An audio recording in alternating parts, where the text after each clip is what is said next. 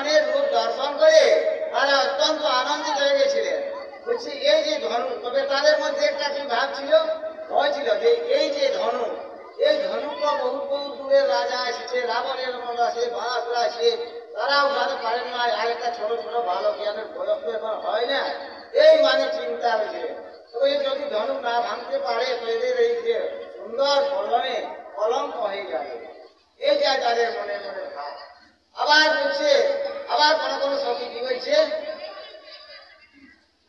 আর বলছে বিদূষণ প্রভু বিরাটময় দিশা কর বল লোচন সীসা জনক জাতি অবলয় করি কইছে সজন সঙ্গে প্রিয় লাগই জয়সে।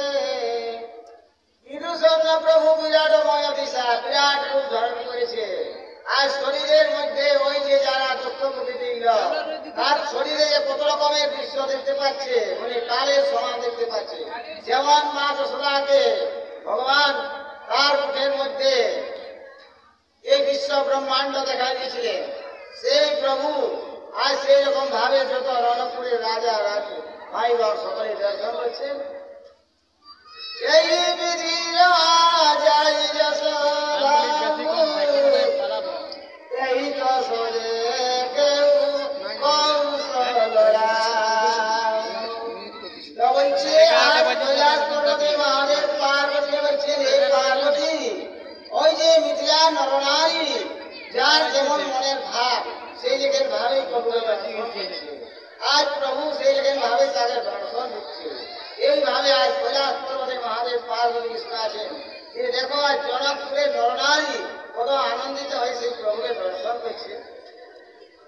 দেখিল সব ভয়ে সুখারে একট কলোচন চলতন তারে পরশে জনক দেখি ভাই মুনি পর কমল গয়ে কব যাই। দেখিল সব ভয়ে সুখারে, মানে সকলে আনন্দ হয়ে গেলেন, মানে সুখারে আর কই বলবো বলে তাদের মনে আর কোনো বাক্য মুখে বাক্য সচ্ছে না।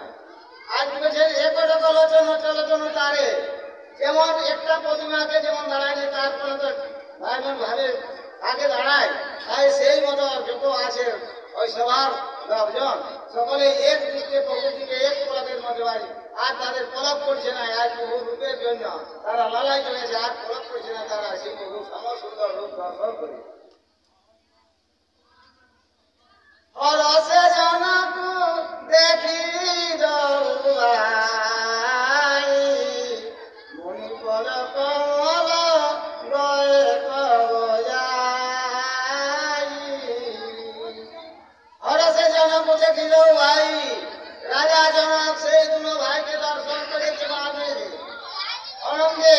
আবার সেই যে মুনির কায়ে বিশ্বামিত্র মুনিকে যাই প্রণাম প্রণাম করছে, সেখানে প্রণাম করলেন, ধন্য ধন্য মুনি আজ আমার এখানে আসিছে বলে আজ আমার এই ধন্য হয়েছে, আমার জীবন সফল হয়েছে। আমি যাই কুমার বরদ কত চকিতছি তব সব।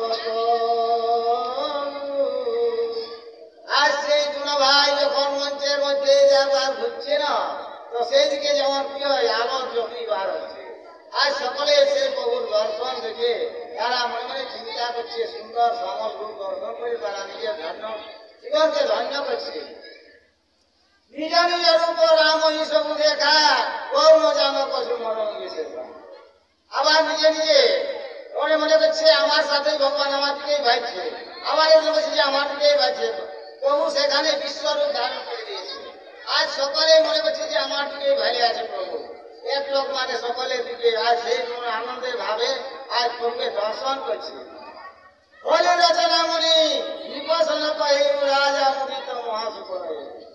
আজ সেই রাজা যে ধনুভঙ্গের জীবন তো আর করছে যাওয়া যাবে না, মনে মনে চিন্তা করছে সকল।